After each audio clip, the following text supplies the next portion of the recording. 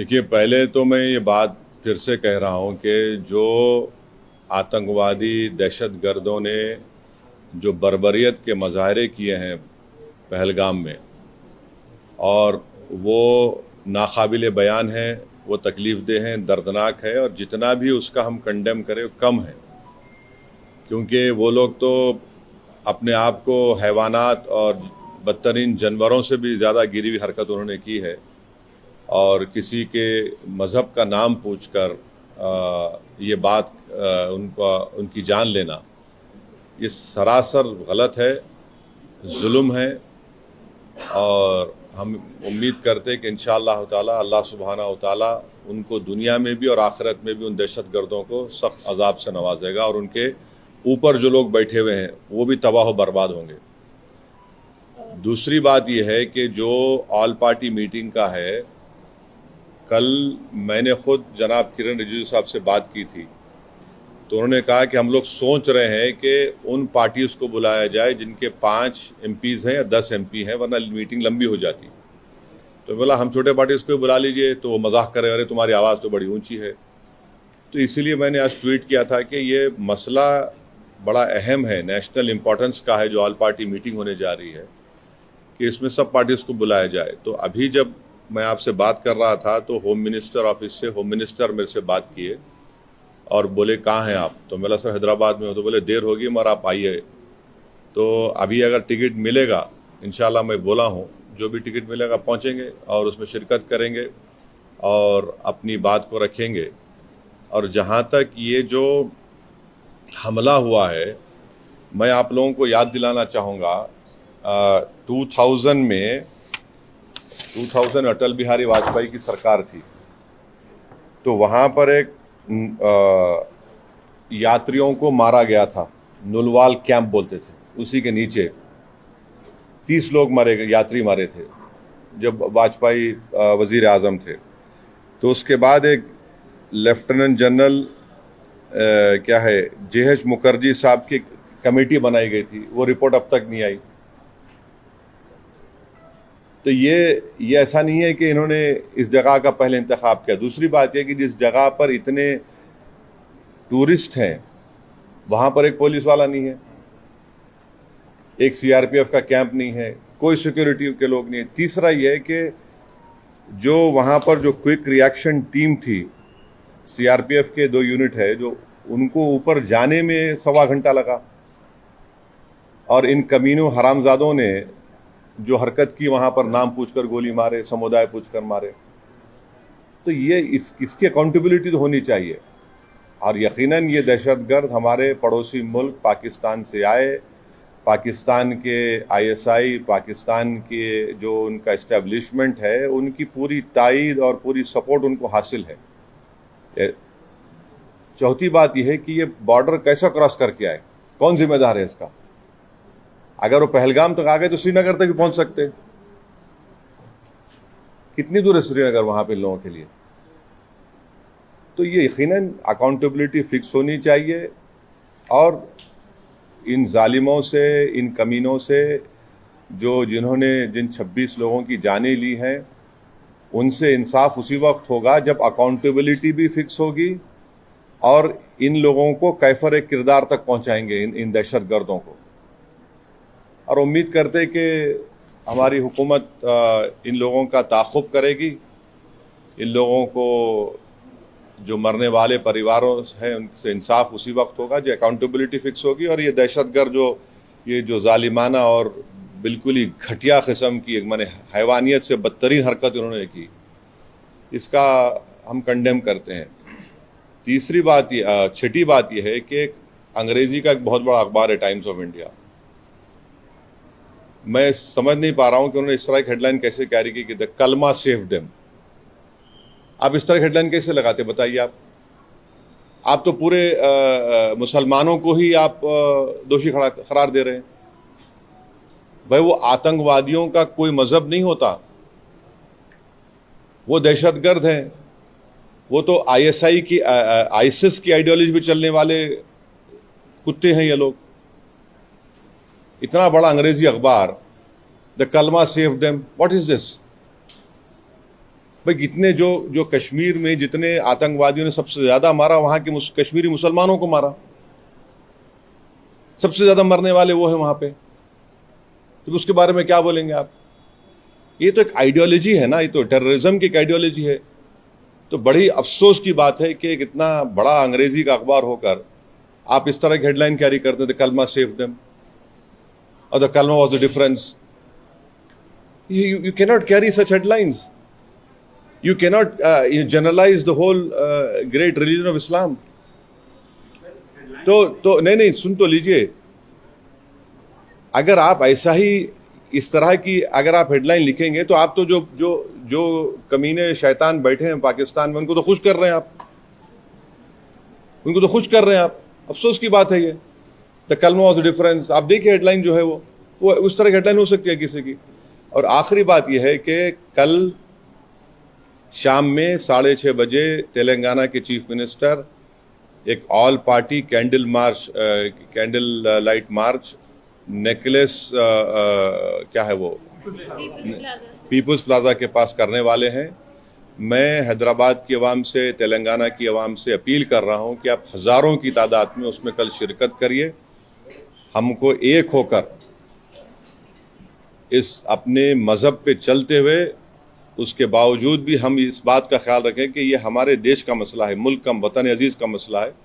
हम तमाम को वहाँ पर जमा होना है। चीफ मिनिस्टर खुद उसकी लीड करेंगे। हमारी पार्टी भी, हमारे पार्टी के एमएलएज भी, जितने हमारे मेंबर्स हैं, बल्कि जितने जो टेररिज्म के खिलाफ हैं और जो इस मुल्क से मोहब्बत करने वाले हैं, मैं उनसे उम्मीद करता हूँ कि वो हज़ारों नहीं लाखों की तादाद में वहाँ पर जमा हो।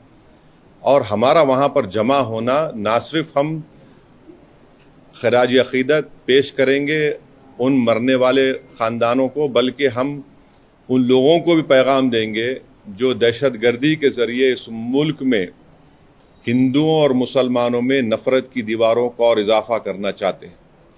तो टेररिज्म के ख़िलाफ़, भाईचारगी के ख़िलाफ़ और कश्मीर के कश्मीरियों के लिए भी हमको ठहर कर बोलना है। आप किसी एक इलाके के, कश्मीर हमारा अटूट हिस्सा है और हमेशा रहेगा, तो कश्मीर की ज़मीन पर बसने वाले लोग भी हमारे अटूट हैं, इनको भी हमको कॉन्फिडेंस देना है। अब आपका कोई सवाल है तो बोलिए, मुझे जल्दी जाना है एयरपोर्ट। एक सेगमेंट है, आप सिर्फ हेडलाइन की, अखबार के हेडलाइन की बात कर रहे हैं, लेकिन एक सेगमेंट है जिसको एक मौका मिला है या सोशल मीडिया पे हिंदू मुस्लिम बहुत ज्यादा किया जा रहा है, उसके लिए आपका क्या मैसेज?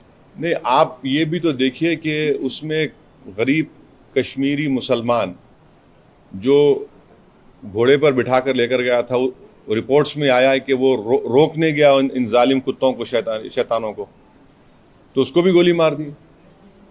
कई तस्वीर हैं कि जख्मियों को लोग उठाकर लेकर जा रहे हैं नीचे। आप अगर जो लोग सोशल मीडिया पर ये जो बदगुमानी और जहर फैला रहे हैं वो पाकिस्तान को और एलईटी को खुश कर रहे हैं, याद रखिए आप। वो ये कहना चाहते कि कोई हिंदू कश्मीर को नहीं आ सकता, तो आप उनको कामयाब कर रहे हैं इस तरह की बकवास करके। आप भाई, आपको अगर नफरत है किसी से तो फिल वक्त रुक जाइए, वक्त नहीं नफरत दिखाने का। ये वक्त हमको एक सीसा पीला हुई दीवार की तरह खड़े होकर उन तमाम ताकतों को एक पैगाम देना है। आप तो उनको कामयाब कर रहे हैं इस तरह की बकवास करके। वो जो चाह रहे थे, आप उनको मदद कर रहे हैं। आप एक बात समझिए कि कितने कश्मीरी मारे गए, उनका क्या मजहब था? मुसलमान भी थे वो। सबसे बड़ा नुकसान तो उनको हुआ है, उनको ही होगा कल के बाद। तो आप वो जो दुश्मन चाह रहा है वो चाल में उनको कामयाब होने दे रहे आप इस तरह की बकवास करके। और जो लोग टीवी चैनल पर जो बैठे हुए हैं, मेरी उनसे भी दरखास्त है, आप देख लीजिए। आप जो बैठकर आप जो सरमनाइजिंग कर रहे हैं, आपके सरमन से आप तो फायदा पहुंचा रहे हैं। हाँ, बोलिए। प्रधानमंत्री ने एश्योर किया है पब्लिक मीटिंग में कि अब आतंकवादियों की जो बची कुची जमीन है वो भी अरे ले लीजिए ना भाई, कौन रोक रहा? हम तो बोल रहे हैं लो बोल के कई मरतबा ये बात। पीओके ले लीजिए जाकर, वो इलाका भी लीजिए जो चीन के पास है। पीओके का इलाका पाकिस्तान ने चीन को दिया, वो भी ले लीजिए। बराबर लेना चाहिए, छोड़ना नहीं चाहिए उसको। बिल्कुल लीजिए, उसमें क्या बात हो रहा है, क्या है। हमने तो इंडस वाटर ट्रीटी को भी ख़त्म कर दिया, वो रोक लगा दी उसके ऊपर। तो अब ये बताइए पानी कहाँ रखेंगे हम लोग? डैम बनाना पड़ेगा ना आपको, पानी कहाँ रखेंगे? दूसरी बात यह है कि झेलम चेनाब का मामला है, तो बागलियार हमने बनाया। अब ये जो चेनाब का मामला है पूरा पहाड़ी इलाका है, समझे आप, पहाड़ी इलाका है। और जो झेलम का इलाका है तो आपको फिर लैंड एक्विजिशन करना पड़ेगा पानी के लिए। करिए आप, बहुत अच्छा है, जो आप कर सकते करिए, मगर अकाउंटेबिलिटी फिक्स करिए। इस बात को याद रखिए कि हमने सर्जिकल स्ट्राइक भी किया, बालाकोट भी किया हमने, और 2000 में अटल बिहारी वाजपेयी के जमाने में नुलवाल कैंप में 30 यात्रियों की यही पहलगाम में मौत हुई थी। किसके ऊपर अकाउंटेबिलिटी फिक्स होगी? आखिर ये लोग कैसे आए? अगर पहलगाम तो आ गए तो श्रीनगर भी जा सकते हैं लोग।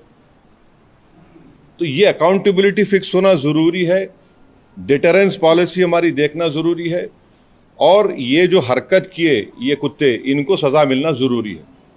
और असल इनसे ऊपर जो शयातीन बैठे हुए हैं, जो हमेशा ही नहीं चाहते कि ना भारत में ना कश्मीर में अमन रहे, इनको जड़ पेड़ से इनको सबक सिखाने की जरूरत है। ये सिर्फ मेयर रेटरिक नहीं होना चाहिए, बल्कि ग्राउंड पर उम्मीद करते कि एक्शन होना। और मैं ऑन रिकॉर्ड कह रहा हूं कि होम मिनिस्टर जो जाकर मिले विक्टिम फैमिली से, अच्छा किए। वो आसान काम नहीं था मगर अच्छा किए। मगर उन विक्टिम्स को ये नहीं है कि हम भूल जाएं थोड़े दिन के बाद। उन मरने वालों के परिवार के आंसू रायगा नहीं जाने देना चाहिए। और कई ऐसे वीडियोस है कि जो लोग जिनको पनाह दिए, कश्मीरी मुसलमान पनाह दिए उनको, वो भी तो देखिए आप। सर ये जो मेजर्स लिए, ये जो मेजर्स लिए एससी सार्क जो स्कीम में वीजास है उसको इमीडिएटली कैंसिल करना, रद्द करना, और 18 को बंद करना, और आप जैसा बोले झेलम, चेनाब, ब्यास, ये नदियों को कैसे रोक पाएंगे? मतलब डैम तो बनाएंगे। नहीं, ठीक है। देखिए वर्ल्ड बैंक इसका वो इंश्योर करता है, तो आप करिए ना। हमको इतना से पानी कहाँ रखेंगे वो भी तो देख लीजिए। क्योंकि जो Chenab area is a mountainous area, and ये नदी जो जाती चेनाब की माउंटेन से जाती, झेलम का जो है वो जमीन पर जाती, तो आपको डैम तो बनाना पड़ेगा। इंडस का जो है वो उधर अलग एरिया, वो तो अलग छोटा सा एकदम। वो नहीं सर, ये कैसा दिखती है मेजर्स को? ये काफी है पाकिस्तान की जो दहशतगर्दी। एक बात सुनिए, मैं प्राइम मिनिस्टर से एक सवाल ये कर रहा हूं कि जनवरी 2025 तक पहलगाम में उस मुकाम पर 2 सीआरपीएफ की यूनिट थी, अब क्यों नहीं है? क्यों हटाया गया उनको? पूछ लीजिएगा, सही है तो सही है बोलिए, गलत है तो गलत बोल दीजिए। जो बेसान मीडोज है, क्या हुआ वहां पर? फिर नीचे से जो क्विक रिएक्शन एक्शन टीम को 1 घंटा लगा ऊपर जाने के लिए, और ये कमीने कुत्ते जो है नाम पूछकर मार रहे थे लोगों को, मजहब पूछकर मार रहे थे। अकाउंटेबिलिटी तो फिक्स होनी चाहिए भाई। अभी नहीं, देखिए, अगर आप लोगों के सोर्सेस में प्राइवेट जेट है तो बोलिए, बैठ के जाएंगे, टिकट मिला तो जाएंगे। आप लोग बड़े ज्ञानी हैं, पावरफुल लोग हैं आप लोग। जी बदला कैसे होगा? क्योंकि लोग आज, आम जनता जो है, जो सड़कों पर उतर रही है, कैंडल मार्च कर रही है, विक्टिम्स जो है सब ये कह रहे हैं कि बदला इस बार तो लेना चाहिए, हर बार की तरह से लेना चाहिए। एक बात सुनिए, पिछले साल जुलाई में रईसी एक जगह है वैष्णो देवी करीब, वहां पर भी 7 या 9 टूरिस्ट को मार दिए थे। यकीनन टेररिज्म के ऊपर कोई कॉम्प्रोमाइज नहीं होना चाहिए, मगर अगर आप दावे करेंगे खत्म हो गया तो कहां खत्म हो रहा? अकाउंटेबिलिटी फिक्स करिए भाई, बस अकाउंटेबिलिटी आप फिक्स करिए। तो हम लोग ये मान सकते हैं कि ऑल पार्टी मीट में एमआईएम की तरफ से ये मसला रहेगा। जो यहां बोला हूं ये बोलूंगा, और जो वहां बोलूंगा वो बाहर आके नहीं बोलूंगा। इंटरनेशनल लेवल पे किस तरीके से प्रेशर बन सकता है आपको? प्राइम मिनिस्टर ने अभी पब्लिक मीटिंग में एक बात सुनिए, ये टाइम जो है ना नेशन को देखने का है। जो भी नेशनल इंटरेस्ट में सिक्योरिटी के लिए कश्मीरियों की तहफ़्फ़ुज़ के लिए जो भी स्टेप गवर्नमेंट उठाती है, MIM पार्टी उसको सपोर्ट करेगी। बाद में हमारी जो शिकायतें हैं नहीं हैं वो बोलते रहेंगे, मगर एज ऑफ नाउ इस क्रिटिकल टाइम पे हम सबको एक होकर ये काम करने की जरूरत है। इंटरनेशनल लेवल पे किस तरीके से इंटरनेशनल लेवल पे तो सरकार कर रही है ना, सरकार कर रही है। वॉट एवर स्टेप्स जो which have been taken in the cabinet committee on security, we welcome it, we welcome it. ठीक है, जो स्टेप लेना है। आप ये अलाउ तो नहीं कर सकते, मगर हम यही चाह रहे हैं कि कहीं ना कहीं अकाउंटेबिलिटी फिक्स हो, मगर नेशनल इंटरेस्ट में तो हमको एक होने का है।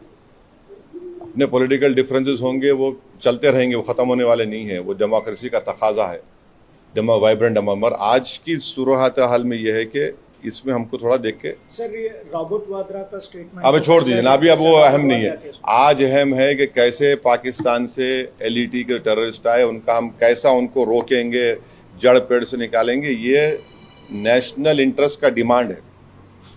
आप नेशनल इंटरेस्ट में हमको देखना है। सर अकाउंटेबिलिटी फिक्स होनी चाहिए बोलकर आप कह रहे हैं, तो ये अकाउंटेबिलिटी कैसे फिक्स होना चाहिए, मतलब क्या क्या मेजर्स लेना चाहिए, आपकी तरफ से क्या डिमांड्स रहेंगे, आप सेंट्रल गवर्नमेंट देखिए, अकाउंटेबिलिटी फिक्स होनी चाहिए, वो जो समझने वाले समझ जाएंगे। ओके, थैंक यू, करना चाहिए सर। Thank you. अब जाने प्राइम दीजिए। मिनिस्टर ने कहा है कि we will identify, track and definitely we welcome it, please do it. जड़ पेड़ से निकालकर फेंकिए इन शयातीन कुत्तों को। बोल रहे हैं कि मिट्टी में मिला देंगे। बिल्कुल मिट्टी में नहीं, बल्कि पहाड़ में मिला दीजिए उनको, आप चूरा चूरा कर दीजिए उन लोगों को। ये नेशनल इंटरेस्ट में हम कह रहे हैं आपसे, बिल्कुल रोकिए ना, रोकना चाहिए। मजाक है क्या, बोलिए आप? कैसा अरे आप वो खाली पढ़ेंगे, देखेंगे वो दर्दनाक नज़ारों को तो आप बेचैन हो जाते हैं। क्या गुजर रही होगी उस बच्ची पर जो अपने पति की लाश के बाजू खड़ी हुई है। आज हम तो बड़ा सब जने बातें करते हैं, मगर जिंदगी गुजार रहे हैं, कौन पूछता क्या है उनको? एक्सग्रेशिया मिलेगा, उसके बाद क्या होगा? उनको तो बहुत बड़ा नुकसान हो गया ना। विवाह हो गए, लोग हनीमून मनाने गए। अब बताइए, कोई शादी करके जा रहा है कि ये क्या है? ये तो डेफिनेटली जो सख्त से सख्त एक्शन ले सकते हैं प्राइम मिनिस्टर, उनको लेना चाहिए और ये जड़ पेड़ से खत्म होना। और इसमें कश्मीरियों का फायदा है। आप बताइए, पूरा टूरिज्म इंडस्ट्री बर्बाद। मैं गया था 3 दिन पहले, हमारे MLA इम्तियाज जलील के बेटे का निकाह था। जगह नहीं है आपको वहां पर, श्रीनगर में इतने शादियां लोग आके कर रहे थे वहां पर। अब सब नुकसान होगा ना।